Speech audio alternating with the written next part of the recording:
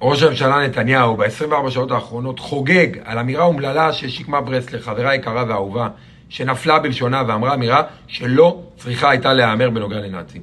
מהיכרות מעמיקה עם שקמה ועם דעותיה, אני בטוח שהיא לא התכוונה לדברים, שזה בכלל לא הדעה שלה. בכל מקרה, נתניהו תהה כהרגלו איפה הגינויים על הדברים האלו ועל דברים נוספים שנאמרו בהפגנה נגד ערוץ השיסוי והפילוג 14, הפגנה שהייתה במוצ"ש. אז קודם כל, נתחיל מהסוף. גם הדברים ששקמה וגם הדברים שנאמרו בהפגנה ראויים לגינוי מכל וכל, ואני מגנה אותם. ואני בטוח שהם גם לא מייצגים את החלק העצום מתוך מיליוני המפגינים והמפגינות המדהימים, הפטריוטים, אוהבי הארץ, אוהבי עם ישראל, שיוצאים להפגין למעלה מ8 חודשים. אז הנה ביבי, קיבלת את הגינוי, לא כי ביקשת, אלא כי זה הדבר הנכון לעשות. ואנחנו, בניגוד אליך, עושים מה שנכון לעשות, ולא רק מה שמשרת את האינטרסים שלנו. אבל עכשיו בוא נדבר תכלס. אחרי שהורדנו מהפרק את העניין של הגינוי, אתה לא חושב שזה מגוחך? אתה, גדול המסיתים והמפלגים בישראל לדורותיה, האיש מפורר ככה, לפירורים את החברה הישראלית ומשסה דתיים בחילונים, מזרחים באשכנזים, יהודים בלא יהודים, פריפריה בלא פריפריה. האיש שבנה קריירה על שיסוי, פילוג והסתה. אתה מדבר על גינויים ועל הסתה? איפה הגינויים הכנים שלך לכל מה שקורה כאן? לטלי גוטליב ומירי רגב שמוציאות את דיבתו של השב"כ באולפנים כבר ימים בלי פרות קדושות, לא רואות בעיניים. איפה הגינויים שלך נגד השרה סטרוק שקרא לצה"ל כוח וגנר, ולוואטורי שאיים לתלות את אהוד ברק וחלוץ ואמר שהשמאלנים הם ניאו-נאצים, בושה לאנושות? איפה הגינויים שלך לשלטים בהפגנת הימין שהשרים שלך, כולל שרים מהליכוד, נאמו בה ביום חמישי האחרון, ובקהל היו שלטים של גולדשטיין צדק, כהנא צדק, יגאל עמיר צדק? לא ראית את זה?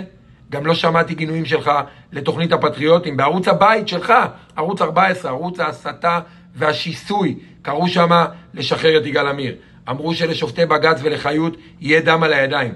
אראל סגל הסית נגדי ונגד שקמה לפני שבוע ומשהו, ושיקר שאנחנו קוראים למלחמת אזרחים, ועוד שלל הסתות על בסיס יומיומי. לא שמעתי אותך מגנה שום דבר מהדברים האלה שאנחנו רואים יום, כולל את הבן שלך שאמר שאנחנו כמו פלוגות הסער הנאציות ושהמשטרה היא גסטאפו. אז נכון, מדי פעם אתה יוצא עם איזה גינוי רפה כזה, בדיליי, כי אין ברירה, מאוד מאוד מאוד עייף.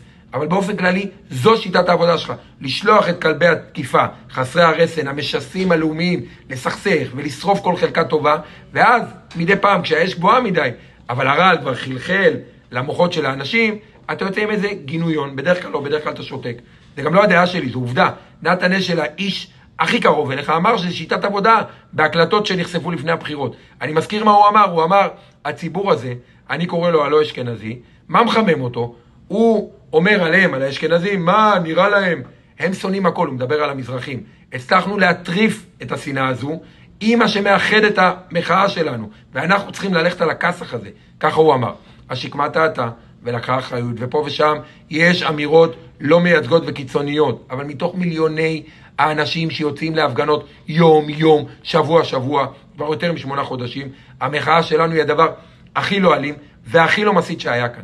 יום שידורים אחד של ערוץ 14 או גלי ישראל, או סדרת רעיונות של השרים המבישים בממשלה שלך, ואתם מצליחים לייצר יותר הסתה ממה שאנחנו עשינו בכל 8 החודשים של המחאה המדהימה הזאת.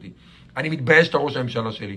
אני חושב שכל אדם בישראל, שהעם הזה חשוב לו, שהחברה הזו חשובה לו, צריך להתבייש שאתה ממשיך לשחק לכולם בראש עם אותן שיטות ואותן מניפולציות שהמצאת לפני יותר מ30 שנה, ורק הופכות להיות ארסיות ומסוכנות יותר מאי פעם. לצערי ייקח לעם האהוב הזה הרבה שנים עד שהוא יצליח לנקות את כל הרעל וההסתה והשיסוי שיצרת ולבנות עצמו מחדש. הרבה שנים עד שנצליח לפלוט מהמערכת הפוליטית את כל סוכני הכאוס שהכנסת. הרבה שנים עד שמדינת ישראל תתאושש מהטראומה הזו שאתה מעביר אותה יום. ולא משנה מה כל אחד אחר יאמר, ואם הוא ראוי לגינוי או לא ראוי לגינוי, לפני הכל אתה ראוי לגינוי. אתה ומה שאתה מייצג, אתה פשוט בושה.